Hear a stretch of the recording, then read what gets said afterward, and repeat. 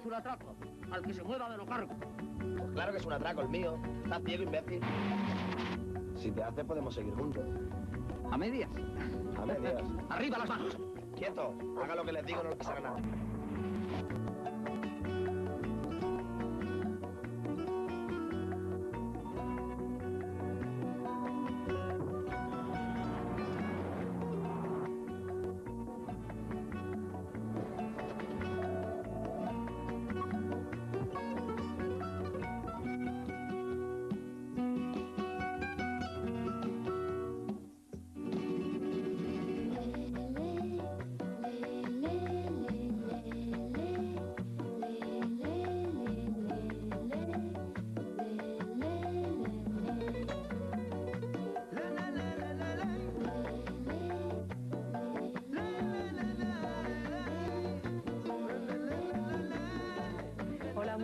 A todos otra vez. Ha llegado el momento de presentaros a los invitados del programa de hoy. Manolo Jiménez, buenas noches. Muy buenas noches. Bienvenido a Versión Española. Hay que explicar el porqué de tu presencia aquí, porque habrá espectadores que digan, esta cara me suena, pero no sé por qué está sentado en esta butaca de Versión Española a estas horas de la noche. Pues Manolo Jiménez, como os sonará, es presentador del programa de La Primera, Así son las cosas. Además es asesor de la revista del mismo nombre, corrígeme si me equivoco, que son un montón de cosas. Colaborador del programa de Radio Nacional Así es la vida. Y desde hasta hace 8 años y durante más o menos 10 años fuiste inspector jefe de la Policía de Barcelona y portavoz de la Policía en Madrid y Barcelona. Y por eso está aquí Manolo, porque la película de hoy trata temas y ambientes que él ha conocido muy de cerca, ¿no es así? En Barcelona durante bastantes años, claro que sí. Y he conocido personalmente también al Torete y al Vaquilla. Al Torete, al Vaquilla, sí. O sea que vamos a poderte preguntar un montón de cosas. Silvia Grijalva, buenas noches. ¿Qué tal? Buenas noches. Escritora, periodista, DJ ocasional con el apodo de Morgana, sí. Especialista en tribus urbanas y autora de la novela que ha salido hace muy poquito a la calle, Alivio Rápido, que ha publicado Plaza y Janés. Y tú también estás aquí pues un poco como experta en tribus urbanas y en periodismo de investigación, sobre todo en este tipo de terrenos. Sí, por las tribus urbanas y también porque, bueno, en el libro pues hablo de la cárcel, hay una parte que está ambientada en la cárcel y bueno, pues he hecho ahí un periodismo de investigación aplicado a la novela después, de toda la ficción. Francisco Casabella. Hola, buenas noches. Escritor, acabas de lanzar al mercado tu novela Los Juegos Feroces, editada por Mondadori, y que supone la primera entrega de una ambiciosa trilogía que se titula El Día del Batusi, y poquito a poco van a ir saliendo las otras 2 entregas. Sí, cada 2 meses.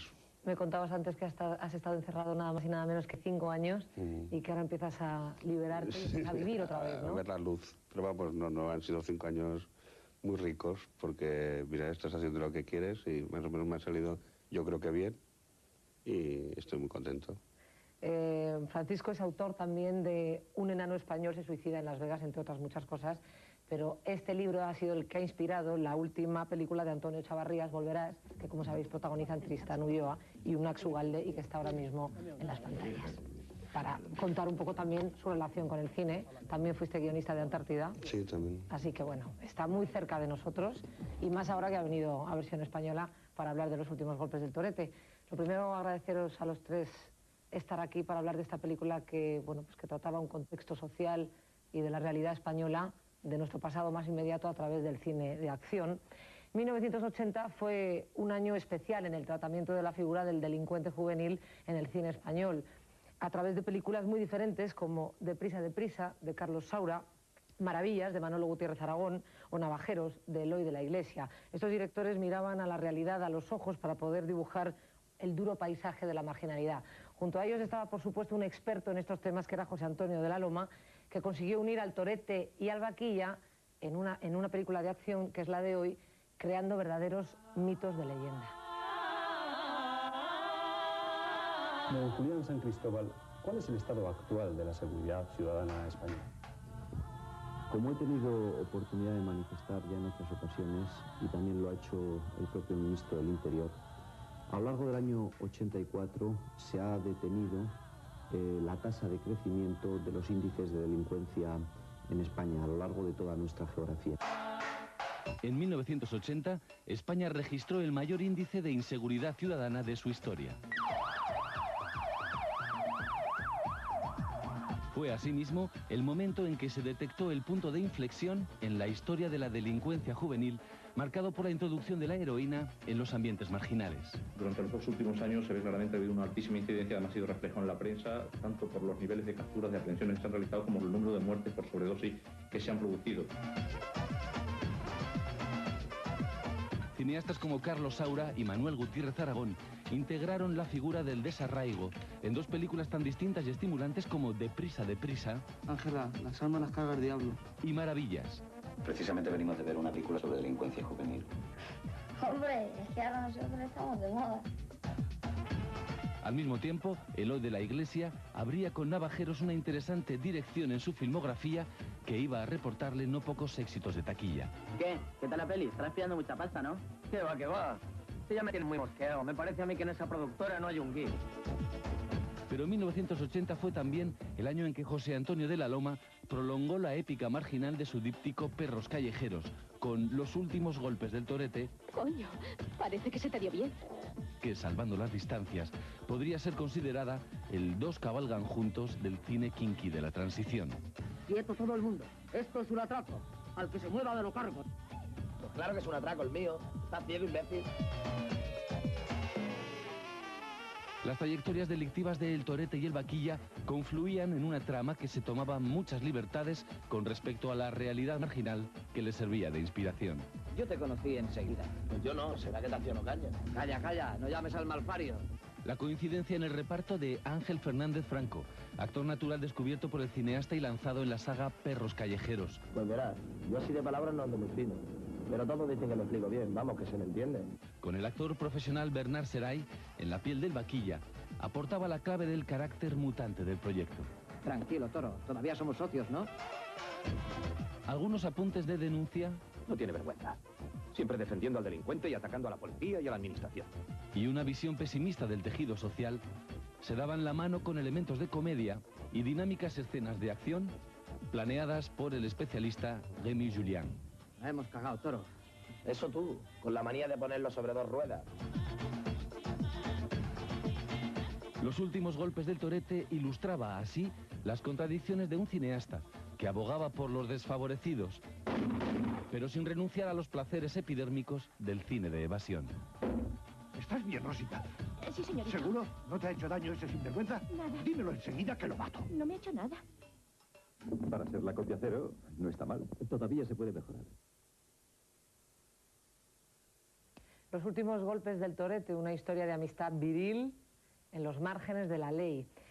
Manolo, supongo que en tus años de inspector jefe de policía y de portavoz de la policía en Madrid y Barcelona, tuviste posibilidad de conocer al Torete y al Vaquilla, y me gustaría que me contaras cómo valoras esa extraña ascensión al estrellato por parte de delincuentes reales, como fueron ellos dos, ¿no? Pues yo lo he llevado muy mal, si quieres que te sea sincero, lo he llevado bastante mal. Lo llevaba peor antes, ¿no? Eso es evidente. Yo incluso tuve ocasión de estar en una comisaría, cuando yo estaba en una comisaría haciendo diligencias en la inspección de guardia, y me han llevado al Vaquilla detenido porque había robado un coche. Tengo compañeros que han participado en todas aquellas persecuciones, que eran persecuciones tremendas, realmente, por las calles de Barcelona a toda velocidad, o de San Adriano, de la Mina o de todas estas zonas. A mí siempre me ha parecido mal que se idealizara la figura de los delincuentes. No por nada, sino porque a veces se daba una visión de aquellos jóvenes que no se correspondía para nada con la realidad. En el fondo eran unos pequeños canallas, dicho sea con todo el respeto para los canallas, y simplemente, pues a lo mejor lo que estamos haciendo es favorecer que otros jóvenes se sumaran a esa rueda digamos, de la fama. Pero además, si me permites, y con esto acabo, que yo me enrollo mucho. Tú cuando me dices, no hables más, Me cuesta Manolo. mucho cortar, o sea, que échame un cable porque... Pues eso, tú cuando, libremente. Vale. Luego también hay que tener en cuenta que a esta gente se la perjudicó muchísimo, desde mi punto de vista. En la cárcel tenían que seguir siendo como eran en la calle, esos héroes. Y aquello les ha perjudicado, por ejemplo, al Vaquilla, pues para estar en todos los FIES, en todos los ficheros de internos de especial seguimiento, ha estado en todas las revueltas, en todos los motines, porque es que tenía obligación de hacerlo. De porque, mantener claro, la talla del héroe, ¿no? Tener el listón ahí. Sí, sí, sí. Silvia, Alivio Rápido, tu novela es una especie de... se cierra con una especie de diccionario de tribus urbanas. Si tuvieras que definir la figura del kinky, ¿Qué Pues, datos para ti serían absolutamente fundamentales? Por una parte la estética, que bueno, está muy clara en la película, y bueno, pues es eso, es como la cazadora años 70, que incluso esa moda se está llevando ahora otra vez, los grandes diseñadores están recuperando esa estética hortera kinky.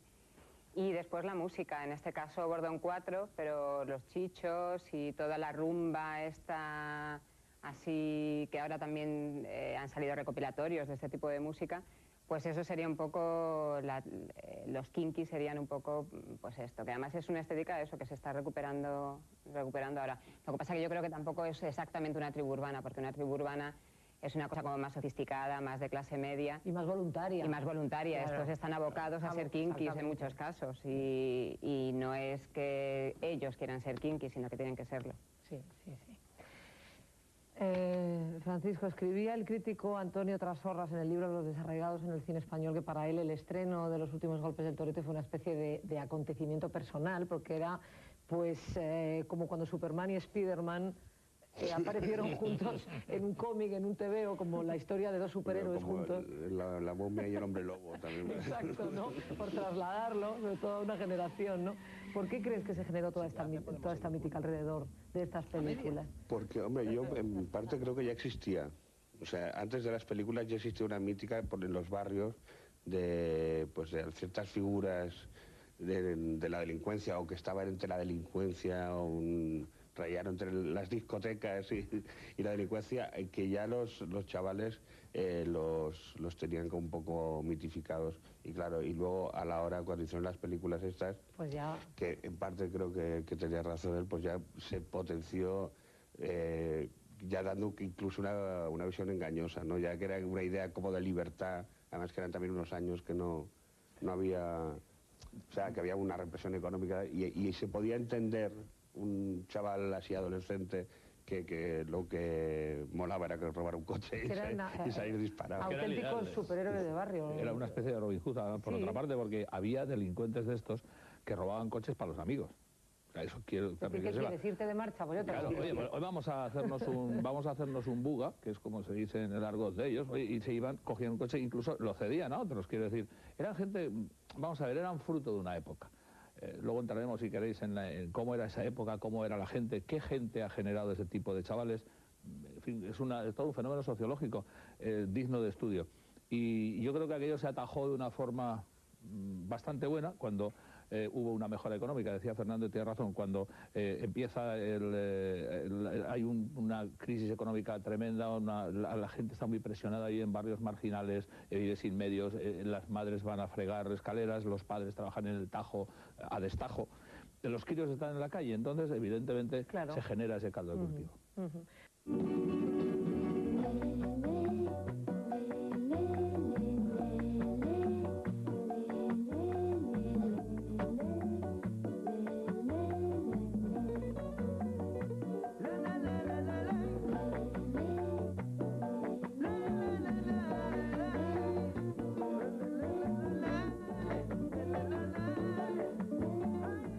Finales duros, dramáticos y desesperados que José Antonio de la Loma convirtió en una marca de la casa a la hora de cerrar películas que trataban de desarraigados. Aquí seguimos con los invitados de la noche. Manolo Jiménez, buenas noches otra vez. Muy buenas. Julia Grijalva, buenas noches otra vez. Francisco Casabella, buenas noches. Y ahora sí, yo creo que podemos empezar a hablar de una manera más relajada y con más tiempo de los temas que apuntábamos antes, que yo creo que esta película, aunque desde luego nos quede un poco antigua, ya han pasado algunos años. Primero las damas, que no... Inspira algunos temas. Bueno, si no te importa, voy a decidir yo. ¿Quién va primero? ¿Quién va primero? Es que hemos quedado impactados con la película, ¿verdad? Claro. Es mejor que una dama rompa el hielo, ¿no? No, pues los personajes femeninos no están tratados excesivamente. Pues la verdad es que no, hay bastante machismo por allí. Lo que pasa es que hay un machismo, yo me estaba dando cuenta de que hay un machismo declarado, pero después se termina haciendo lo que ella quiere, ¿no? Lo que la novia extraña que hay por ahí, pues al final lo que ella quiere, ¿no? Que es como cuando dice el torete eso de a mí las mujeres no me importan, yo no voy a hacer lo que ellas quieren. y no voy a llamar a la de la radio, y al final terminan llamando porque es lo que ella quiere. Por eso te digo que está tratado con tópicos porque en definitiva son personajes funcionales para conseguir lo que el hilo narrativo quiere o lo que el guionista quiere, pero Berta está puesta un poco para crear el conflicto entre ellos dos. Sí, es la mala total, claro, es como el personaje femenino que todo lo destruye. Exacto, que va a provocar y que va a hacer que salte el código de honor. Claro. Que es muy importante también, que es súper importante. Y luego Isabel Mestres, que es como el personaje liberal. Sí. Pero que también tiene como un toque, al final no puede resistirse ante los encantos del torete, ¿no? Es como una mezcla. En la película hay muchos toques de película S de la época. Sí, es un poco de destape, así de... Además, Berta, la pobre, es que todo el tiempo sale desnuda. O sea, la pobre mujer no tenía, no sé, una camiseta. Y luego el trozos en la masía con aquellos señores que parece así entre cine cómico. Sí, es verdad, el plano que empieza en una teta y sube para arriba. Sí, todos como entrando, saliendo. El cine de la época era así todo. La excusa para dar un poco de porno disimulado, porque tampoco te creas tú que se podía hacer muchas más cosas, supongo yo que habría y que había una censura, ¿no? Pues era eso, era justificar de alguna forma, que es injustificable. A mí me ha producido realmente desagrado total el tratamiento que se da a la chica. A mí me hace gracia, como pilla ya tan lejos, no te sientes muy... Bueno, tan lejos, los años 80 tampoco están tan lejos, pero bueno, pero que sí, no te afecta demasiado, vamos. Lo que pasa que es que te lo ponen todo el tiempo, pues cuando están contando también la historia con los del chalet y todo eso, pues es como que ella cuenta una versión y después se ponen como que es lo más putón del mundo, vamos. O sea, pero de tal manera, en esa época era así siempre, ¿eh? Yo desde luego, como soy más mayor que vosotros, evidentemente, yo lo recuerdo pues bastante bien, y siempre era una cosa así. O sea, había un sentimiento de que la chica era algo que te pertenecía, digo, en el ámbito de estos delincuentes, a los que he conocido, ya te digo, a muchos de ellos.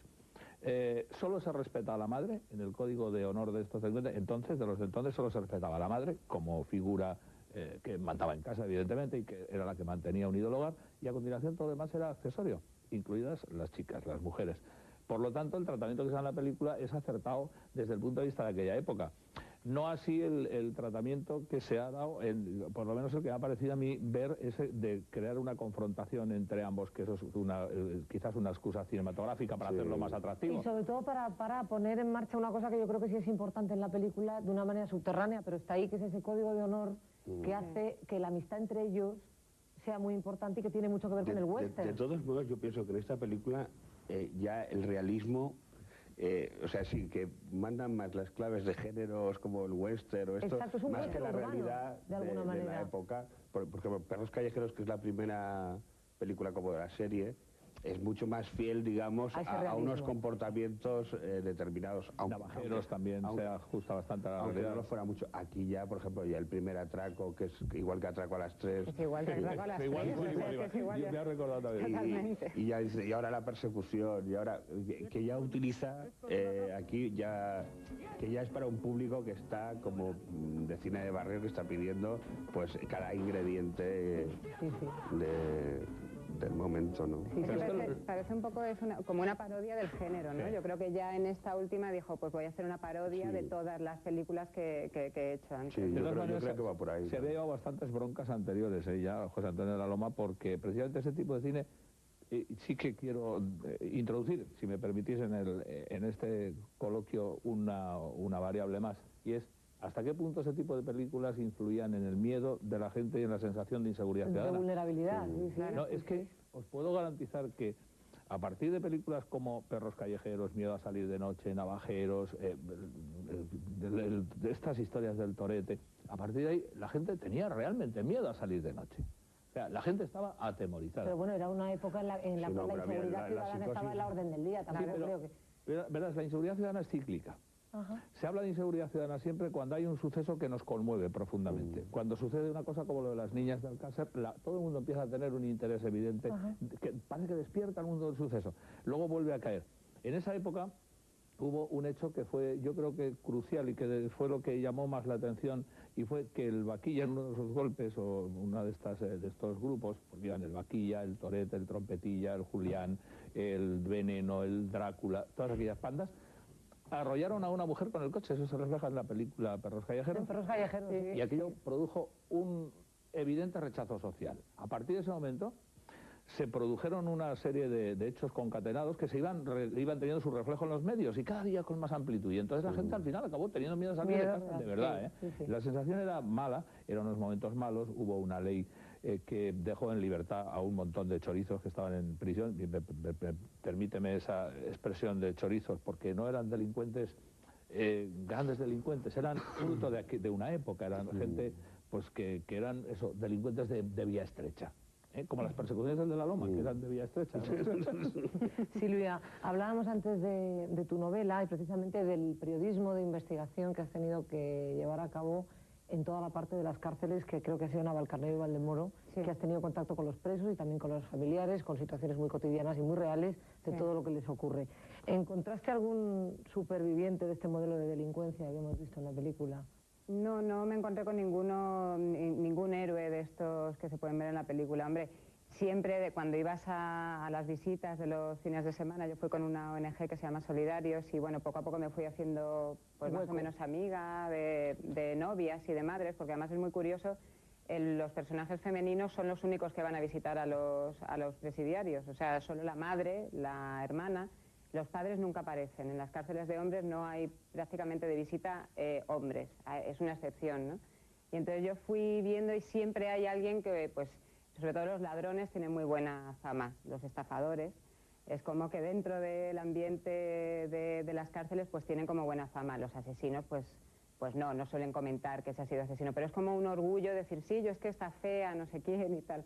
Entonces te lo cuentan. Y después me ha llamado la atención en la película cuando la locutora de radio habla pues un poco de la historia del torete y toca un poco el tema de la reinserción, ¿no? O sea, habla de que las cárceles y los reformatorios son un castigo y yo sinceramente lo he visto. O sea, yo creo que el concepto de reinserción que se supone que tiene que haber en una cárcel pues está bastante olvidado, que hay gente que son delincuentes menores que al entrar ahí o bien se hacen heroinómanos, porque es evidente que tener heroína en una cárcel es muy fácil para tener a la gente aplacada y que imagínate un yonki que entra allí, que no encuentra la droga, pues puede causar muchísimos problemas a los funcionarios.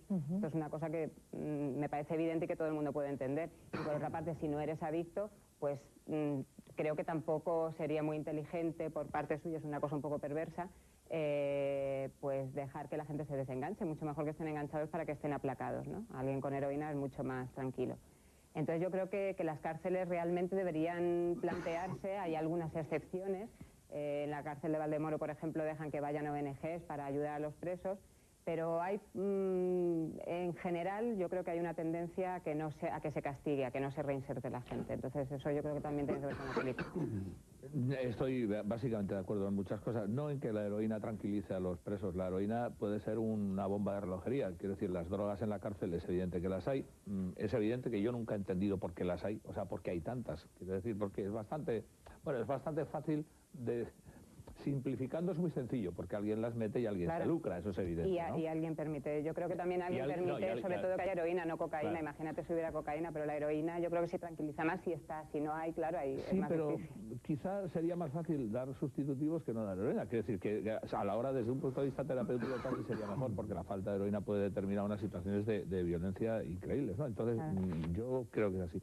Y luego, por otra parte, pues yo tengo conocimiento también, me estaba acordando, que estaba hablando Silvia de sus presos, me estaba acordando que nosotros hacíamos un programa de radio hace ya muchos años. Vosotras casi no habéis nacido, bueno, sí, hace año 80, año 90, más o menos, en Radio Nacional, que se llamaba La Ley de la Calle.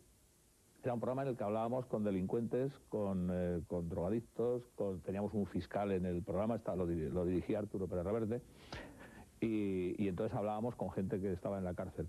El sentimiento de aquellas gentes el sentimiento que nos transmitieron a todos nos dejó profundamente impactados. La verdad es que hay gente que es desgraciada, gente que está allí porque te das cuenta que la sociedad muchas veces es la que te margina, la que te obliga a llegar a este extremo. Pero la gente tiene ganas de salir y la salida es difícil.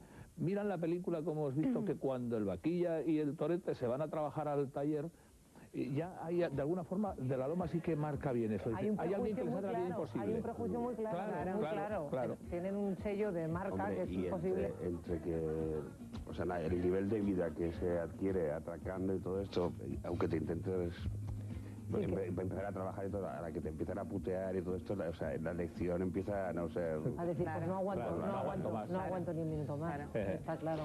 A mí me gustaría decir que lo que no sale en la película es lo de la droga, que ya en aquella época ya marcó mucho todo este tipo de delincuencia. Cuando hablamos de cómo se empieza a transformar esta delincuencia, se transforma por la droga. O sea, ya se convierten en gente, o sea, que aunque la heroína apacigüe, cuando se cometen los atracos, y la gente no está apaciguada, está con el mono y empiezan ya a atracarse bancos, o sea, y empiezan a hacer cosas ya muy salvajes, hay de todo tipo de...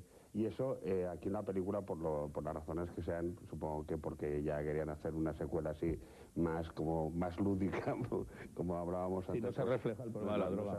En esos años, por lo menos... Pero ya estaba, ¿no? Ya empezaba a transformar la delincuencia de una manera clara. Yo creo que fue, fíjate, allá hacia el año, quizá hacia finales de los 70, pero quizá más hacia el 76, 77, cuando se empieza a introducir el fenómeno de la droga de una manera ya bastante más importante. Hasta entonces no, los delincuentes, yo te digo, he conocido grandísimos delincuentes que luego han sido pues tremendos asesinos, incluso algunos, ¿no? Han hecho cosas muy gordas. Los he conocido de pequeños, cuando robaban coches, y había unos que se dedicaban a robar los coches, imaginaros qué mentalidad. Y los dejaban caer por una cuesta abajo para que se estrellaran los coches, una vez que ya los habían usado, para ellos no sé qué pensaban que hacían con eso. Bueno, aquella gente no se drogaba, aquella gente robaba única y exclusivamente para llevar un más alto nivel de vida y para convidar a las chavalas, a las pibas, eso es su argot, ¿no? Entonces era simplemente eso, se compraban cazadoras como los chavales de la zona alta. Estamos hablando, yo vivía en Barcelona, como es público y notorio, y Casabella lo sabe mejor que yo, evidentemente, esto. La gente, y en aquella época había delincuencia muy importante en la zona de la Mina, también en la zona del Carmelo. Estamos hablando, sobre todo en la zona del Carmelo, una zona que estaba muy próxima a un barrio de ricos, al barrio de la Bonanova, San Gervasio, etcétera.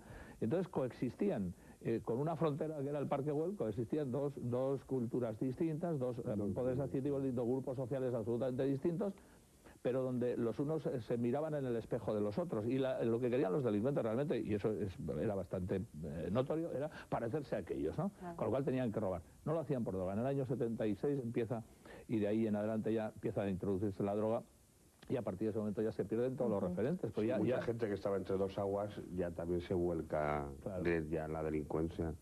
Antes apuntabais la consecuencia directa de un contexto social que generaba delincuentes de este tipo, eso es obvio. Emigración, ¿no? Imagínate el Carmelo. Exacto, eso quería que me hablarais un poco, Silvia, pues justamente este contexto que provocaba, pues eso, inmigración, la vida en los barrios periféricos, todo lo que... Claro, yo creo que es un poco lo que dice Manolo, ¿no? Que ellos veían que al lado tenían a chicos de su edad que vestían de una forma determinada, que tenían una vida concreta, y ellos querían parecerse a ellos. Y además yo creo que también lo que decíamos antes del código de honor y esto parecido al western, que se ve muy bien en la película, pues eso, cuando dice, bueno, pues repartimos el dinero a la mitad, cuando el torete se queda sin dinero, y le dice, hombre, no es justo. Y dice, hombre, yo la justicia me la paso por ahí y tal, ¿no? Pero que tienen un código de honor... Esa era una frase de guionista. Es un poco así, ¿no? No, y la escena también es de guionista, porque yo te garantizo que, vamos, no creo que en ningún caso se diera esa situación en la que un delincuente compartiera al 50% su dinero con otro. Una cosa es que le ayude, otra cosa es que de buenas a primeras, pues... bueno, pero es bonito imaginar que fuera así, pero ¿no? es que está idealizado, ¿no? Claro, pero es una película, claro. Hay que perdonar porque es ficción. Con toques de realismo y de documental, que es lo que se convierte en peligroso porque hace pensar que la realidad es así. Que ellos eran así, Lo que es ficción, desde luego, es vaquilla, ¿eh? Sí, que lleva un peinado. Sí. Lleva una peluqueta. Sí, la verdad es que sí. La verdad es que sí. Cuando corre ese flequillo al aire. Esas mechas, que además tienen como un poco de raíz. O sea, es que daba, como dicen los catalanes, lo matéis que un noi de la Bonanova, ¿eh? Pero no, ya, es que también hay que reconocer esta película es el manierismo del género. Porque, o sea... en perros callejeros no se les hubiera ocurrido poner un vaquilla así nunca. Nunca, y por ejemplo, que lo hablábamos Francisco y yo antes de empezar el programa, esos apresquís que llevan apresquís, llevan chaquetas como de cuero cuando están en la nieve, y dices, ¿de dónde has sacado esto? Es la frontera y se compran todo un equipo. Todo como muy pues eso, el figurinista, pues, y en perros callejeros pues se cuida mucho más, que sea mucho más realista. Claro. Una ropa desgastada, pantalones ajustados. Pues no se cuidaba, supongo que era lo que se encontraban, y luego igual también, según qué mercados, estos mercados extraños que cogen según qué tipo de películas, no sé, el mercado japonés o alguna cosa, ya iban pues para... Exigía otro tipo de cosas, ¿no? Otro tipo de... Luego de la Loma debían dar un poco escaso de presupuesto el ubicar la película, o sea, esa acción en un pueblo del Pirineo, una zona que estaba en ese momento potenciándose quizá turísticamente, ese momento en el que han salido los coros y danzas aquellos allí, que no tiene mucha justificación, ¿no? Y es porque supongo que es que el pueblo debió pagar ahí una pasta importante, por lo menos contribuir para que saliera para al que pueblo. estuviera el equipo rodando. No sé con qué lógica, porque si un pueblo se promociona diciendo, mira, aquí tenemos tiroteos cada... pero por esa regla de tres, mira que la SEAT es la que cede todos los coches y lo pone en los títulos de crédito. Hemos visto que ponía nuestro agradecimiento a SEAT, a la Guardia Urbana de Barcelona, que no sé también... Bueno, pero la SEAT también circulaba, digamos, y robaba muchos coches y los tiraban por barrancos. A la SEAT encantaba. Otra cosa importante, como apuntabas tú, es la música, efectivamente, la rumba. El grupo Bordón 4, como decía en la presentación del programa Silvia, pone música a las hazañas del Torete y del Vaquilla en esta película de José Antonio de la Loma. Muy a menudo la banda sonora era fundamental para que el público popular enganchara con estas películas de delincuencia juvenil, quizá porque este público hablaba el mismo lenguaje emocional que esas rumbas que solían dormir en los expositores de los bares de carretera.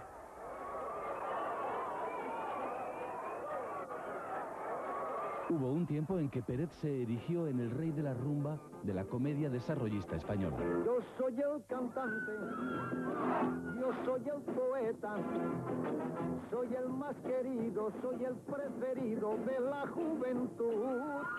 Con solo 6 letras hago 1000 canciones. La contagiosa alegría de su repertorio embriagaba, con aires de verbena, la percepción de una crispación social que no tardaría en aflorar.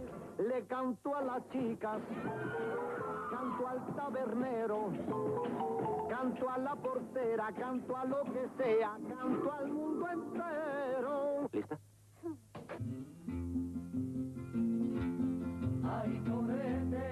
Con Perros callejeros y sus secuelas, José Antonio de la Loma convirtió la poética suburbial de Los Chunguitos y Bordón 4 en la banda sonora idónea de una problemática con carne de mitología de cine de barrio, la delincuencia juvenil.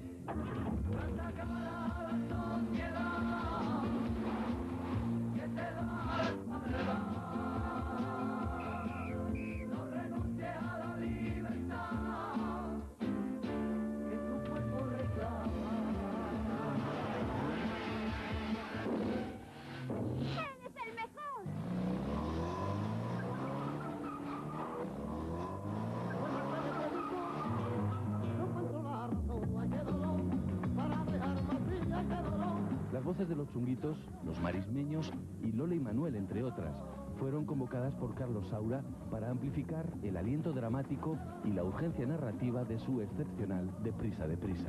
Ven, por rata. Venga, vamos un poquito. Toma, no me distraigáis. Joder, Meca, ¿no tienes otra cosa o qué? Ya estabas cojones de lo mismo siempre. A mí me entretiene, tú. ¿A ti qué te parece, Ángela? Está dormida, la canto. Vamos a ver, si tanto molesta la quito. No la quites, hombre, que está bien.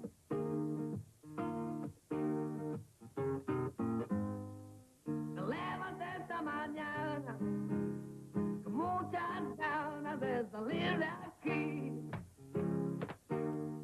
Me levanté esta mañana. Por su parte, Colegas, de Eloy de la Iglesia, asoció el desamparo de la marginalidad a la voz rota y vivida de Antonio Flores, juglar de una soledad urbana que aquí alcanzaba el rango de auténtico aullido generacional. No pude encontrar a nadie que me quisiera seguir, que me quisiera seguir.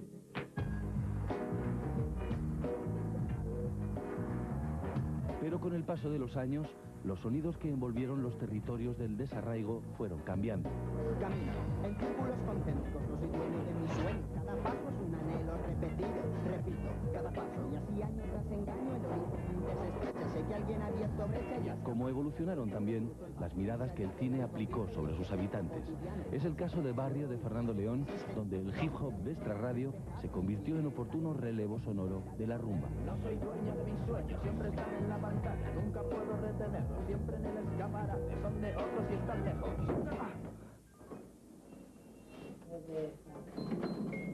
Se transformaron los ritmos y las formas, pero el sentimiento de desconexión de quienes aún se sentían ninguneados por el paso de la historia seguía siendo el mismo.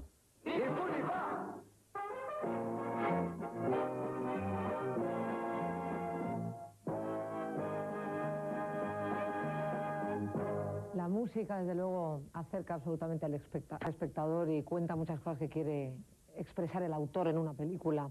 Francisco, la rumba también fue precisamente protagonista de tu primera novela, de alguna manera, de la banda sonora del Triunfo, una película que recreaba la tragedia de Hamlet, pero en los ambientes de la comunidad gitana de Barcelona, ¿no? Sí, bueno, y los aledaños, digamos, de la comunidad gitana, no exactamente, pero sí, había gitanos y payos. Y de alguna manera sonaba la rumba, ¿no? Sí, al la tu rumba novela. sonaba. Y ahora, bueno, antes que hablábamos de que las rumbas estas, yo creo distinguiría dos tipos de rumbas, las que eran, digamos, más lo que hacía Peret y todo esto, que eran quizá más lúdicas, y luego ya la que se especializó en un tipo de causa criminal, ¿no? Que eran ya los chunguitos, los chichos, Bordón 4, los marismeños. Pero sobre todo chichos y chunguitos, sobre todo... Los chichos y los chunguitos, sí. Había ya algunos que eran muy underground, que uno se llamaba el Luis, que también el Pelos, que estos ya entran dentro de la raya de los semidesconocidos. Y era un poco el equivalente musical de lo que De la Loma estaba haciendo en cine, Claro, ¿no? No, era idealizar en esas canciones, un poco cantar las hazañas de algunos de estos delincuentes y en otra ocasión idealizarlos. Pero no te imaginas, hago referencia otra vez, si me permitís, a ese programa de radio que tuvo 5 años de vigencia, estuvimos 5 años en antena, lo cual es mucho tiempo, todos los viernes de madrugada, y ahí todas las canciones que nos pedía la gente de la cárcel eran todas canciones de los chichos, de los chunguitos, de Bordón 4, y luego algunas otras, pero casi todas eran de eso. Decía Francisco una cosa, y es importante, esa interrelación entre delincuencia y gitanos en aquella época en Barcelona. Los gitanos no eran delincuentes, evidentemente, había algunos, como es normal, como en todas las comunidades, pero la música gitana, que era una música que en principio no tenía nada que ver, sí que fue adoptada por los delincuentes, de forma y manera que los delincuentes era raro que no escucharan otra cosa, incluso la policía, pues sabíamos perfectamente cuando entrabas en un coche donde se habían dejado abandonadas unas cintas de cassette con música de los chichos, colillas, pues aquí han fumado, pues eso era lo mismo. Sabías prácticamente de dónde te daba un poco el aire, si había sido unos u otros los que habían robado aquel coche, y con el que se habían producido evidentemente atracos. O sea, es una identificación extraña. Quizá, no sé, a lo mejor se me ocurre a mí, si no me corregís, igual es porque la mayor parte de la gente que emigraba a Barcelona en aquellos años venía de Extremadura, de Andalucía, y claro, a lo mejor era una identificación más por eso, porque se hablaba un idioma parecido, no lo sé. El Vaquilla y el Torete creo que contaban, leído en una entrevista, que ellos si veían que el coche no tenía radiocasete, no lo cogían. Ya no se molestaban. Ya no se molestaban. O sea, que era como directamente eso, ¿no? Robar para oír música. Robaban de forma absolutamente lúdica, claro, para disfrutar. Es que robaban para irse de juerga, exactamente. Ellos utilizaban, de ahí que surgiera en el Código Penal una figura, porque no se llamaba robo, se llamaba hurto de uso. O sea, el llevarse un coche de otra persona, y se sigue llamando, se modificó el Código Penal y una de esas reformas se llamaba hurto de uso, porque realmente esta gente lo que hacía era pues llevárselo y usarlo. A veces lo devolvían hecho un... O lo tiraban por un barranco. Tremendo.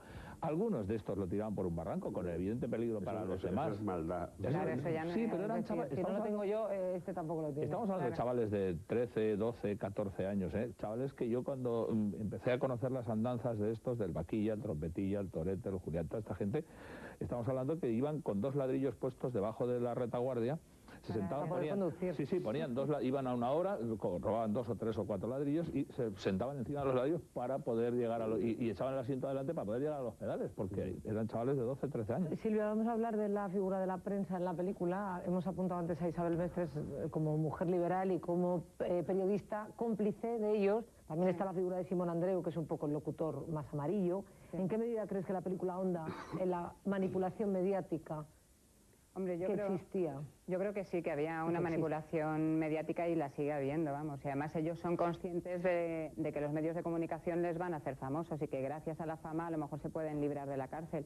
Ha habido un caso ahora muy reciente, José el Francés, creo que es el que está en la cárcel.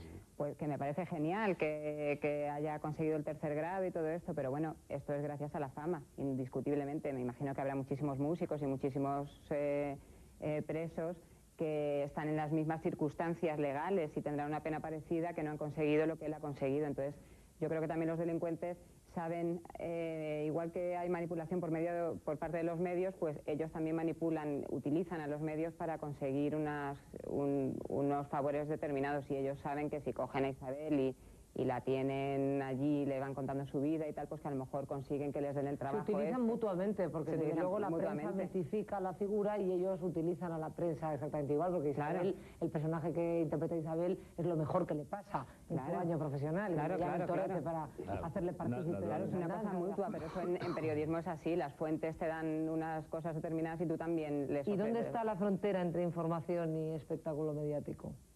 Pues yo creo que cada vez se ha difuminado más, pero yo creo que hay que mantener una objetividad, o sea, que Isabel Mestres, desde el momento en el que se acuesta con el torete, pues va a perder seguramente. Lo hace porque tenía frío, no era por... Pero en cambio la actitud del torete es muy poco machista respecto a eso, porque... Sí, porque es como muy respetuoso. Muy respetuoso, se acuesta con ella, al día siguiente está tan contento y tan amigo, que piensa, que la va a maltratar directamente. Es que le da miedo, pero eso también es una constante, ¿eh? O sea, los chavales estos realmente eran bastante respetuosos, es decir, en líneas generales, con según quién. Quiero decir, tenían miedo evidentemente a la prensa, porque ellos sabían que les iban a hacer famosos, pero también sabían que la prensa les podía hacer daño. Por otra parte, a la prensa nos han utilizado siempre. Es decir, no sé, ni ahora, ahora sigue pasando lo mismo, ¿no? O unos u otros siempre tratan de utilizarte, por lo menos lo tratan de hacer. Y aquella gente, a lo mejor, a los periodistas sí tenían un respeto, ¿eh? Yo no está mal reflejado ese respeto del delincuente hacia ella. Hombre, luego ya lo de que si una vez se mete en la cama, y más siendo una señora tan apetecible como Isabel Mestre, verdad que el otro, pues en fin, luego no tratara de hacer antes cosas, no sé, y eso está un poco... Sí, pero eso ya en las escenas así más... Pero claro, porque no se atrevió de la loma, porque ahí había podido sacarle más... Me parece que en Perros Callejeros, que hay la figura de un periodista tratado con más rigor, que también se interesa mucho por ellos. Sí, siempre ha sido así, ¿eh? Aquí es muy exagerado, ¿no? Es como el bueno, la buena y el malo, ¿no? Es como... son estereotipos. Los estereotipos muy marcados. Yo creo que en la realidad nada es ni como Isabel ni como Simón. También aparece la policía, por cierto. Sí. El que justamente está mi padre haciendo de... Exactamente. No deja de resultarme extraño que eres contigo. Pero sí intenta José Antonio de la Loma... Bien, como siempre, no es porque sea tu padre. Lo hace muy bien. No están permitidos los elogios y menos a mi familia. Pero lo borraré. No lo borres, ¿por qué? Es verdad, está muy bien. Está bien, además a mí me gusta esos papeles de policía, son muy difíciles de hacer, ¿eh? Yo creo que a mí una vez me propusieron hacer un papel de policía en una ficción, por supuesto, y no me atreví. Yo creo que es muy difícil, es un papel dificilísimo de interpretar, y corres el peligro siempre de quedar mal. Sí, de ir al arquetipo, como siempre, pero bueno, yo no iba a hablar justamente de mi padre, sino de lo que pretende José Antonio de la Loma, mostrando la cotidianidad y la realidad también de la policía en ese contexto, que no sé si lo consigue o no lo consigue. ¿Qué opináis? Sí, bueno, tenemos, insisto otra vez en la característica peculiar de esta película, porque aquí yo creo que era la figura del policía es alguien que no puede nunca cazar al torete, todo esto por lo listísimos que son. Claro. Que yo creo que, bueno, que tampoco es cierto, porque el hecho es que los cazaban con bastante frecuencia. Claro. De hecho estaban detenidos cada 2 por 3. Pero sí que, si me permitís, os voy a hacer una referencia histórica, porque yo lo he sufrido. los delincuentes siempre llevaban mejores coches que la policía. Los coches de la policía entonces eran absolutamente carpetobetónicos. Era horrible. Era, bueno, os cuento. Yo una vez me acuerdo que iba a hacer una detención en el barrio de Gracia, en Barcelona. Nos llamaron, había habido un atraco en un establecimiento y entonces habían logrado unos policías detener al atracador. Y yo con otros cogimos un coche de la comisaría que se nos quedó parado efectivamente 2 manzanas más allá. Tuvimos que bajar andando y subirnos andando al detenido esposado por la calle porque evidentemente los coches eran una verdadera porquería. O sea, los medios de la policía eran insuficientes para esto. Me están haciendo señas de todo tipo porque se nos ha terminado el tiempo. ¿Ya? Sí, ¿ya ha pasado media hora, aunque te parezca mentira? Te has sentido muy a gusto. Por Todo de la tele es muy breve. Solamente decir que no hemos contado que el único superviviente de todos estos de los que hablas es el Vaquilla, que sigue en la cárcel, y que el Torete no está vivo. Y bueno, pues casi solamente decirlo que el Vaquilla, en el momento que se rodó la película, estaba cumpliendo condena y por eso lo hace un actor, porque puede llevar a equívocos y no pensar precisamente que el que no vivía era él. Y nada más, que realmente esta película hubiera dado para hablar de muchísimas cosas. Sobre todo sociales. Sobre todo sociales, sí, pero bueno, lo hemos apuntado y hemos hablado del tiempo que hemos tenido. Del Pirineo, una zona que estaba en ese momento potenciándose quizá turísticamente, ese momento en el que han salido los coros y danzas aquellos allí que no tiene mucha justificación, ¿no? Y es porque supongo que es que el pueblo debió pagar ahí una pasta importante, por lo menos contribuir para que saliera para al que pueblo. estuviera el equipo rodando. No sé con qué lógica, porque si un pueblo se promociona diciendo, mira, aquí tenemos tiroteos cada pero por esa regla de 3, mira que la SEAT es la que cede todos los coches y lo pone en los títulos de crédito. Hemos visto que ponía nuestro agradecimiento a SEAT, a la Guardia Urbana de Barcelona, que no sé también. Bueno, pero la SEAT también circulaba, digamos, y robaba muchos coches y los tiraban por barrancos. A la SEAT encantaba. Otra cosa importante, como apuntabas tú, es la música, efectivamente, la rumba. El grupo Bordón 4, como decía en la presentación del programa Silvia, pone música a las hazañas del Torete y del Vaquilla en esta película de José Antonio de la Loma. Muy a menudo la banda sonora era fundamental para que el público popular enganchara con estas películas de delincuencia juvenil, quizá porque este público hablaba el mismo lenguaje emocional que esas rumbas que solían dormir en los expositores de los bares de carretera.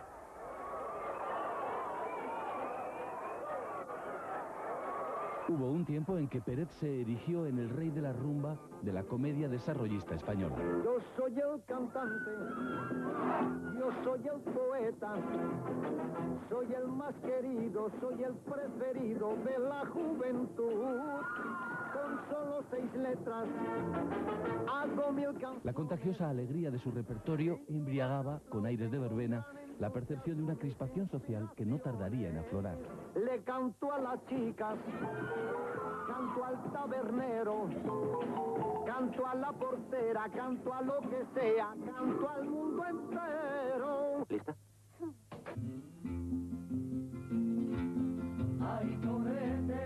Con Perros callejeros y sus secuelas, José Antonio de la Loma convirtió la poética suburbial de Los Chunguitos y Bordón 4 en la banda sonora idónea de una problemática con carne de mitología de cine de barrio, la delincuencia juvenil.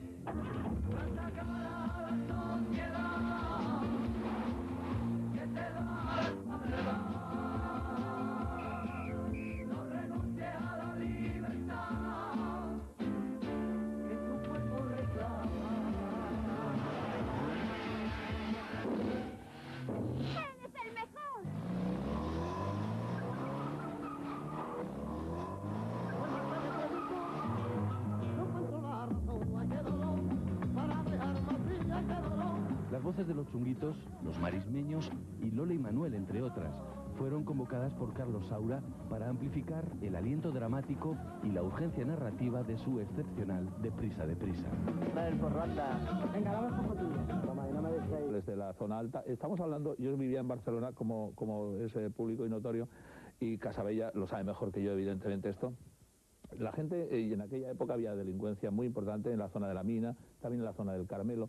Estamos hablando, sobre todo en la zona del Carmelo, una zona que estaba muy próxima a un barrio de ricos, al barrio de la Bonanova, San Gervasio, etcétera.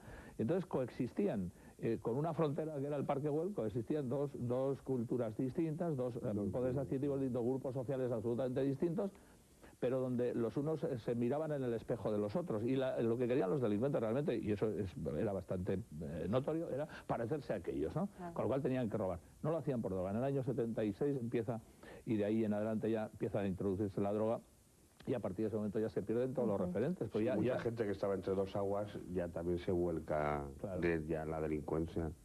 Antes apuntabais la consecuencia directa de un contexto social que generaba delincuentes de este tipo, eso es obvio, eso es emigración, obvio, ¿no? imagínate el Exacto. Carmelo. Eso quería que me hablarais un poco, Silvia, pues justamente ese contexto que provocaba, pues eso, inmigración, la vida en los barrios periféricos, todo lo que... Claro, yo creo que es un poco lo que dice Manolo, ¿no? Que ellos veían que al lado tenían a chicos de su edad que vestían de una forma determinada, que tenían una vida concreta, y ellos querían parecerse a ellos. Y además yo creo que también lo que decíamos antes del código de honor y esto parecido al western, que se ve muy bien en la película, pues eso, cuando dice, bueno, pues repartimos el dinero a la mitad, cuando el torete se queda sin dinero, y le dice, hombre, no es justo, y dice, hombre, yo la justicia me la paso por ahí y tal, ¿no? Pero que tienen un código de honor... Esa era una frase de guionista. Esa es una frase. Un poco así, ¿no? No, y la escena también es de guionista, porque yo te garantizo que, vamos, no creo que en ningún caso se diera esa situación en la que un delincuente compartiera al 50% su dinero con el otro. Una cosa es que le ayude, otra cosa es que de buenas a primeras, pues...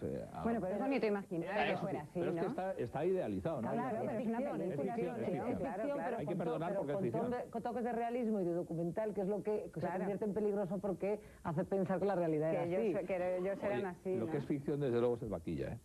Sí, que lleva un peinado. Sí. Lleva una peluqueta. Sí, la verdad es que sí. La verdad es que sí. Cuando corre ese flequillo al aire. Esas mechas, que además tienen como un poco de raíz. O sea, Ese es que daba, como dicen los catalanes, lo matéis que un hoy de la Bonanova, ¿eh? Pero no, ya, es que también hay que reconocer esta película es el manierismo del género, porque, o sea, en perros callejeros no se les hubiera ocurrido poner un vaquilla así nunca.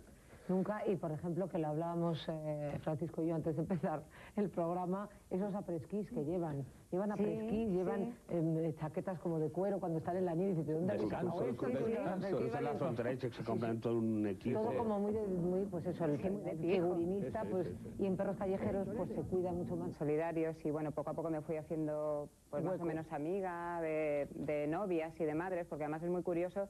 Los personajes femeninos son los únicos que van a visitar a los presidiarios, o sea, solo la madre, la hermana, los padres nunca aparecen. En las cárceles de hombres no hay prácticamente de visita hombres, es una excepción, ¿no? Y entonces yo fui viendo y siempre hay alguien que, pues, sobre todo los ladrones tienen muy buena fama, los estafadores. Es como que dentro del ambiente de las cárceles pues tienen como buena fama. Los asesinos pues no suelen comentar que se ha sido asesino, pero es como un orgullo decir, sí, yo es que está fea, no sé quién y tal, entonces se lo cuentan. Y después me ha llamado la atención en la película cuando la locutora de radio habla pues un poco de la historia del torete y toca un poco el tema de la reinserción, ¿no? O sea, habla de que las cárceles y los reformatorios son un castigo, y yo sinceramente lo he visto. O sea, yo creo que el concepto de reinserción que se supone que tiene que haber en una cárcel pues está bastante olvidado, que hay gente que son delincuentes menores que al entrar ahí o bien se hacen heroinómanos, porque es evidente que tener heroína en una cárcel es muy fácil para tener a la gente aplacada, y que imagínate un yonki que entra allí, que no encuentra la droga, pues puede causar muchísimos problemas a los funcionarios. Esto es una cosa que me parece evidente y que todo el mundo puede entender. Y por otra parte, si no eres adicto, pues creo que tampoco sería muy inteligente por parte suya, es una cosa un poco perversa, pues dejar que la gente se desenganche. Mucho mejor que estén enganchados para que estén aplacados, ¿no? Alguien con heroína es mucho más tranquilo. Entonces yo creo que las cárceles realmente deberían plantearse, hay algunas excepciones. En la cárcel de Valdemoro, por ejemplo, dejan que vayan ONGs para ayudar a los presos, pero hay, en general, yo creo que hay una tendencia a que se castigue, a que no se reinserte la gente. Entonces eso yo creo que también tiene que ver con la película. Estoy básicamente de acuerdo en muchas cosas, no en que la heroína tranquilice a los presos. La heroína puede ser una bomba de relojería, quiero decir, las drogas en la cárcel es evidente que las hay, es evidente que yo nunca he entendido por qué las hay, o sea, por qué hay tantas, quiero decir, porque es bastante fácil de... Simplificando es muy sencillo, porque alguien las mete y alguien se lucra, eso es evidente. Y alguien permite, yo creo que también alguien permite, sobre todo que haya heroína, no cocaína. Claro. Imagínate si hubiera cocaína, pero la heroína yo creo que se tranquiliza más si está, si no hay, claro, ahí es más pero difícil. Quizás sería más fácil dar sustitutivos que no dar heroína. Quiero decir que a la hora, desde un punto de vista terapéutico, casi sería mejor, porque la falta de heroína puede determinar unas situaciones de violencia increíbles, ¿no? Entonces, yo creo que es así. Y luego, por otra parte, pues yo tengo conocimiento también, me estaba acordando, que estaba hablando Silvia de sus presos, me estaba acordando que nosotros hacíamos un programa de radio hace ya muchos años. Vosotras casi no habéis nacido, bueno, sí, hace año 80, año 90, más o menos. En radio, estar en una comisaría, cuando yo estaba en una comisaría haciendo diligencias en la inspección de guardia, y me han llevado al vaquilla detenido porque había robado un coche. Tengo compañeros que han participado en todas aquellas persecuciones, que eran persecuciones tremendas, realmente, por las calles de Barcelona a toda velocidad, o de San Adriano, de la Mina, o de todas estas zonas. A mí siempre me ha parecido mal que se idealizara la figura de los delincuentes. No por nada, sino porque a veces se daba una visión de aquellos jóvenes que no se correspondía para nada con la realidad. En el fondo eran unos pequeños canallas, dicho sea con todo el respeto para los canallas, y simplemente, pues a lo mejor lo que estamos haciendo es favorecer que otros jóvenes se sumaran a esa rueda digamos, de la fama. Pero además, si me permites, y con esto acabo, que yo me enrollo mucho. Tú cuando me dices, no hables más, me cuesta Manolo. mucho cortar, o sea, que echarme un cable porque... Pues eso, tú cuando, libremente. Vale. Luego también hay que tener en cuenta que a esta gente se la perjudicó muchísimo. Desde mi punto de vista, en la cárcel tenían que seguir siendo como eran en la calle, esos héroes. Y aquello les ha perjudicado, por ejemplo, al vaquilla, pues para estar en todos los FIES, en todos los ficheros de internos de especial seguimiento, ha estado en todas las revueltas, en todos los motines, porque es que tenía obligación de hacerlo. De porque, mantener la talla del héroe, ¿no? Tener el listón ahí. Sí, sí, sí. Silvia, Alivio Rápido, tu novela es una especie de... se cierra con una especie de diccionario de tribus urbanas. Si tuvieras que definir la figura del kinky, ¿qué datos para ti serían absolutamente fundamentales?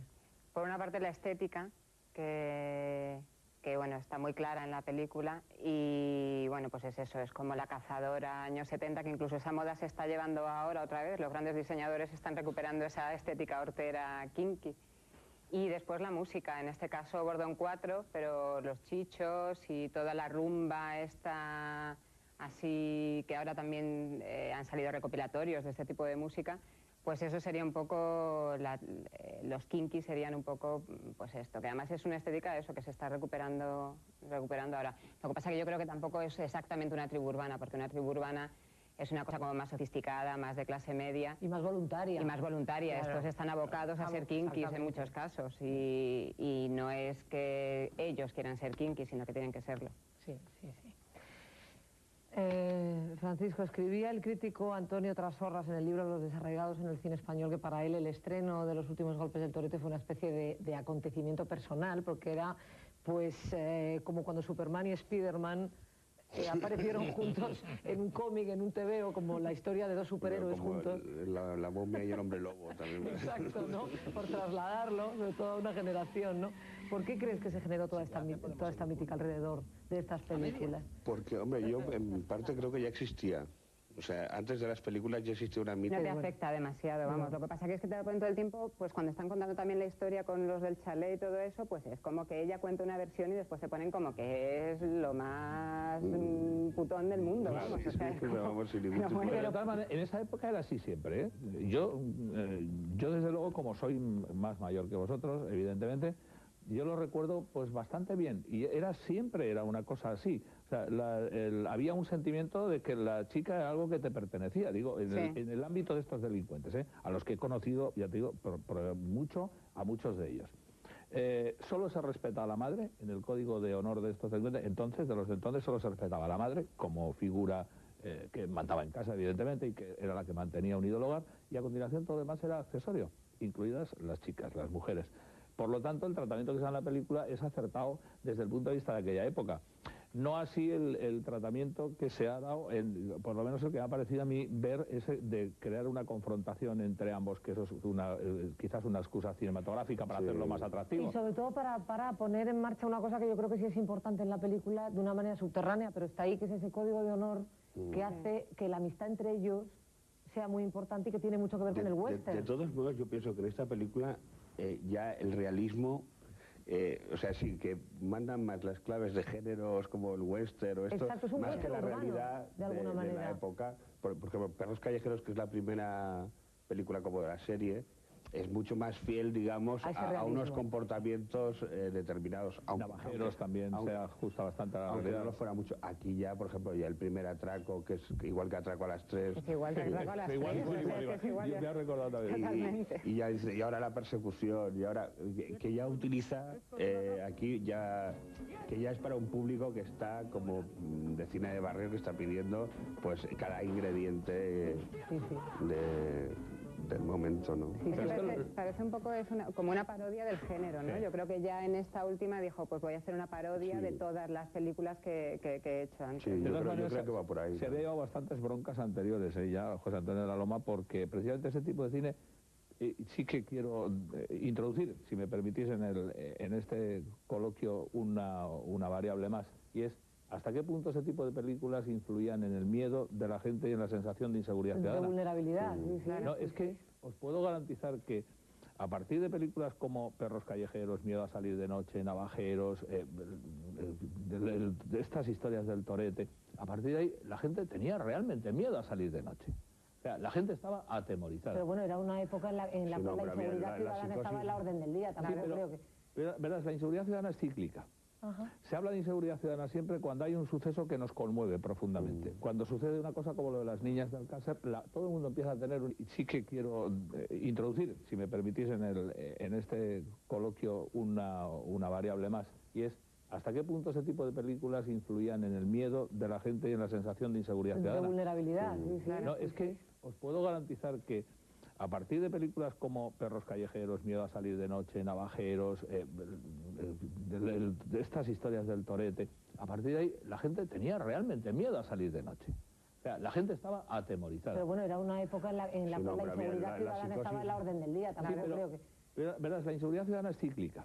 Ajá. Se habla de inseguridad ciudadana siempre cuando hay un suceso que nos conmueve profundamente. Cuando sucede una cosa como lo de las niñas de Alcácer, todo el mundo empieza a tener un interés evidente, que parece que despierta el mundo del suceso. Luego vuelve a caer.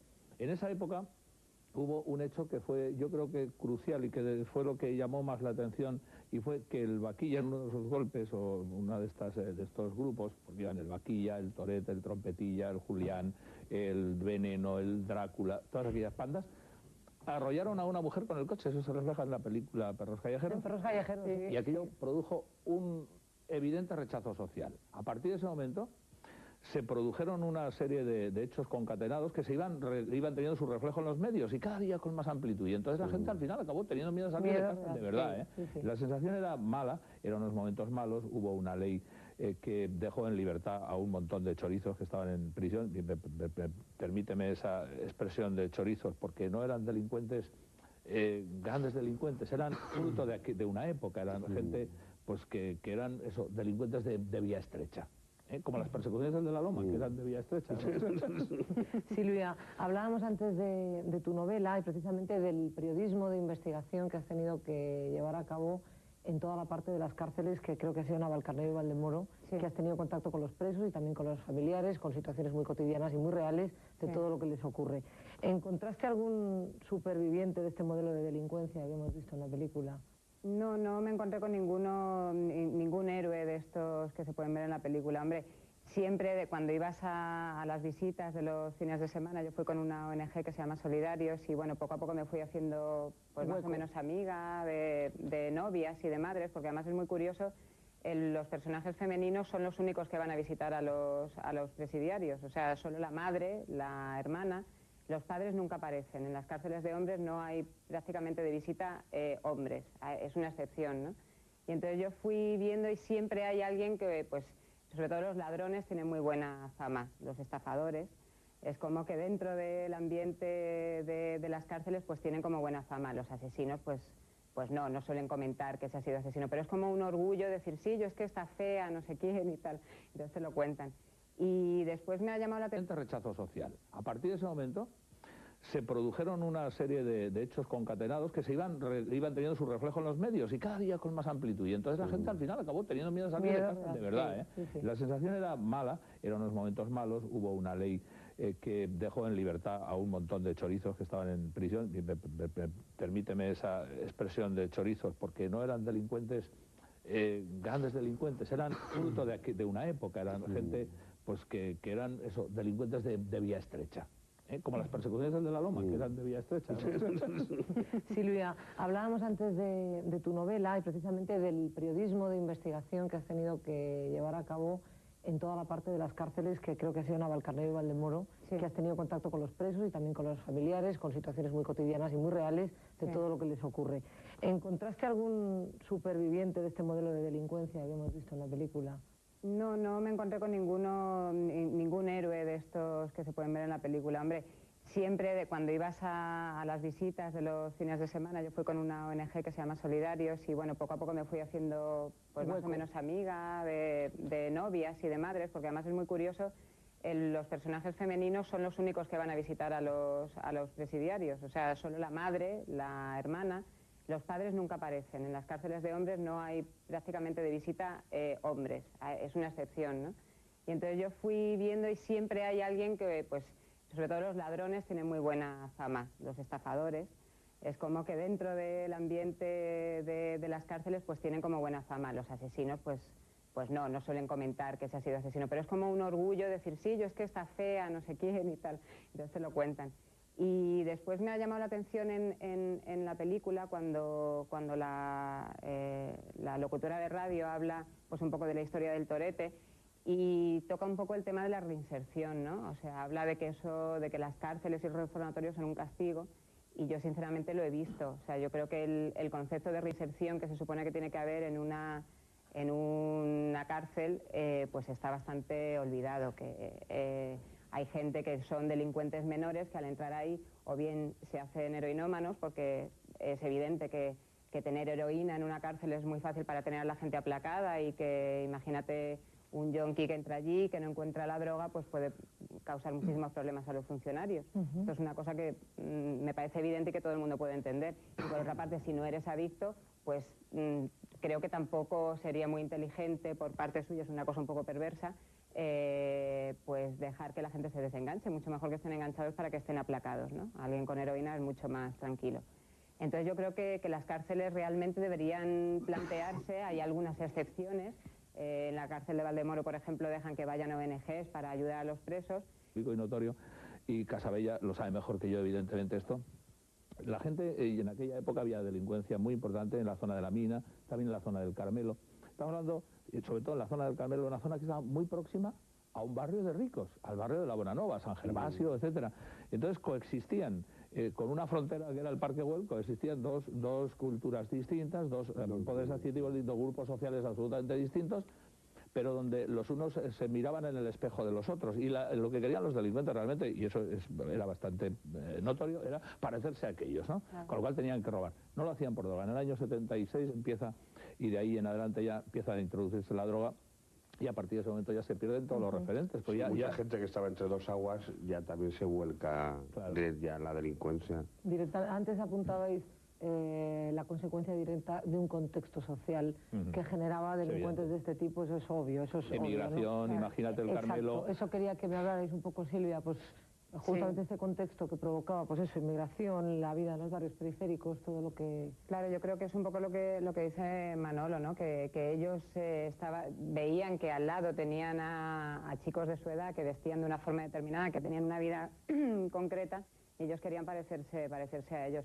Y además yo creo que también lo que decíamos antes del código de honor y esto parecido al western, que se ve muy bien en la película, pues eso, cuando dice, bueno, pues repartimos el dinero a la mitad, cuando el torete se queda sin dinero, y le dice, hombre, no es justo, y dice, hombre, yo la justicia me la paso por ahí y tal, ¿no? Pero que tienen un código de honor... Esa era una frase de guionista. Esa es una frase. Un poco así, ¿no? No, y la escena también es de guionista, porque yo te garantizo que, vamos, no creo que en ningún caso se diera esa situación en la que un delincuente compartiera al 50% de su dinero con el otro. Una cosa es que le ayude, otra cosa es que de buenas a primeras, pues... bueno, pero es bonito imaginar que fuera así, pero ¿no? es que está idealizado, ¿no? Claro, pero es una película, es ficción, claro. Hay que perdonar porque es ficción. Con toques de realismo y de documental, que es lo que se convierte en peligroso porque hace pensar que la realidad es así. Que ellos eran así, Lo que es ficción, desde luego, es vaquilla, ¿eh? Sí, que lleva un peinado. Sí. ¿Lleva una peluqueta? Sí, la verdad es que sí. La verdad es que sí. Cuando corre ese flequillo al aire. Esas mechas, que además tiene como un poco de raíz. O sea, Ese es que daba, como dicen los catalanes, lo matéis que un noi de la Bonanova, ¿eh? Pero no, ya, es que también hay que reconocer esta película es el manierismo del género, porque, o sea, en Perros Callejeros no se les hubiera ocurrido poner un vaquillo así nunca. Nunca, y por ejemplo, que lo hablábamos Francisco y yo antes de empezar el programa, esos apresquís que llevan apresquís, llevan chaquetas como de cuero cuando están en la nieve y dices, ¿de dónde has sacado esto? Esa es la frontera hecha que se compran todo un equipo. Todo como muy pues eso, el figurinista, pues, y en Perros Callejeros pues se cuida mucho más, que sea mucho más realista. Claro, una ropa desgastada, pantalones rueda digamos de la fama. Pero además, si me permites, y con esto acabo, que yo me enrollo mucho. Tú cuando me dices, no hables más, me cuesta Manolo. mucho cortar, o sea, que echarme un cable porque... Pues eso, tú cuando, libremente. Vale. Luego también hay que tener en cuenta que a esta gente se la perjudicó muchísimo. Desde mi punto de vista, en la cárcel tenían que seguir siendo como eran en la calle, esos héroes. Y aquello les ha perjudicado, por ejemplo, al Vaquilla, pues para estar en todos los FIES, en todos los ficheros de internos de especial seguimiento, ha estado en todas las revueltas, en todos los motines, porque es que tenía obligación de hacerlo. De porque, mantener la talla del héroe, ¿no? Tener el listón ahí. Sí. Silvia, Alivio Rápido, tu novela es una especie de... se cierra con una especie de diccionario de tribus urbanas. Si tuvieras que definir la figura del kinky, ¿qué datos para ti serían absolutamente fundamentales? Por una parte la estética, que bueno, está muy clara en la película, y bueno, pues es eso, es como la cazadora años 70, que incluso esa moda se está llevando ahora otra vez, los grandes diseñadores están recuperando esa estética hortera kinky. Y después la música, en este caso Bordón 4, pero los chichos y toda la rumba esta, así que ahora también han salido recopilatorios de este tipo de música. Pues eso sería un poco, los kinky serían un poco, pues esto, que además es una estética de eso que se está recuperando ahora. Lo que pasa es que yo creo que tampoco es exactamente una tribu urbana, porque una tribu urbana es una cosa como más sofisticada, más de clase media. Y más voluntaria. Claro. Estos están abocados a ser kinkis en muchos casos, y no es que ellos quieran ser kinkis, sino que tienen que serlo. Sí. Francisco, escribía el crítico Antonio Trasorras en el libro Los desarraigados en el cine español que para él el estreno de Los últimos golpes del torete fue una especie de acontecimiento personal, porque era pues como cuando Superman y Spiderman aparecieron juntos en un cómic, en un TVO, como la historia de dos superhéroes juntos. La momia y el hombre lobo también. Exacto, ¿no? Por trasladarlo de toda una generación, ¿no? ¿Por qué crees que se generó toda esta mítica alrededor de estas películas? Porque, hombre, yo en parte creo que ya existía. O sea, antes de las películas ya existía una mítica en los barrios de ciertas figuras de la delincuencia, o que estaban entre la delincuencia rayaron entre las discotecas y la delincuencia, que ya los chavales los tenían como un poco mitificados. Y claro, y luego a la hora, cuando hicieron las películas estas, pues ya... que en parte creo que tenía razón él, pues ya se potenció, ya dando incluso una visión engañosa, ¿no? Ya que era una idea como de libertad, además que eran también unos años que no había... O sea, que había una represión económica y se podía entender un chaval así adolescente que lo que... Pero con el paso de los años, los sonidos que envolvieron los territorios del desarraigo fueron cambiando. Camino en círculos concéntricos, no soy dueño de mi sueño. Cada paso es un anhelo repetido, repito cada paso. Y así año tras engaño el horizonte se estrecha. Sé que alguien ha abierto brecha y... Como evolucionaron también las miradas que el cine aplicó sobre sus habitantes. Es el caso de Barrio de Fernando León, donde el hip hop de Extra Radio se convirtió en oportuno relevo sonoro de la rumba. No soy dueño de mis sueños, siempre están en la pantalla, nunca puedo retenerlos, siempre en el escaparate, son de otros y están lejos.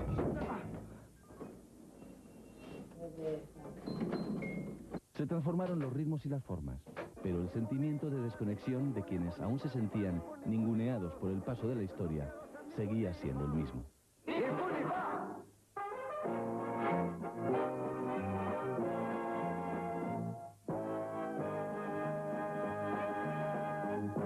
La música, desde luego, acerca absolutamente al espectador y cuenta muchas cosas que quiere expresar el autor en una película.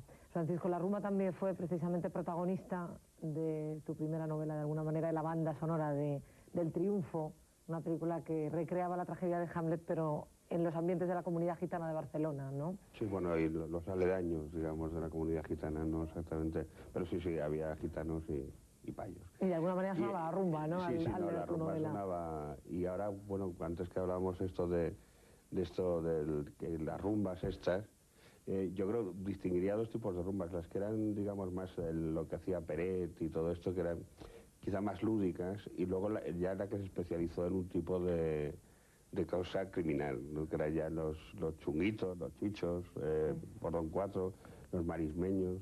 Pero sobre todo chichos y chunguitos, sobre todo... Los chichos y los chunguitos, sí. Había ya algunos que eran muy underground, que uno se llamaba el Luis, que también el Pelos, que estos ya entran dentro de la raya de los semidesconocidos. Y era un poco el equivalente musical de lo que De la Loma estaba haciendo en cine, Claro, ¿no? No, era idealizar en esas canciones, un poco cantar las hazañas de algunos de estos delincuentes y en otra ocasión idealizarlos. Pero no te imaginas, hago referencia otra vez, si me permitís, a ese programa de radio que tuvo 5 años de vigencia, estuvimos 5 años en antena, lo cual es mucho tiempo, todos los viernes de madrugada, y ahí todas las canciones que nos pedía la gente de la cárcel eran todas canciones de los chichos, de los chunguitos, de Bordón 4, y luego algunas otras, pero casi todas eran de eso. Decía Francisco una cosa, y es importante, esa interrelación entre delincuencia y gitanos en aquella época en Barcelona. Los gitanos no eran delincuentes, evidentemente, había algunos, como es normal, como en todas las comunidades, pero la música gitana, que era una música que en principio no tenía nada que ver, sí que fue adoptada por los delincuentes, de forma y manera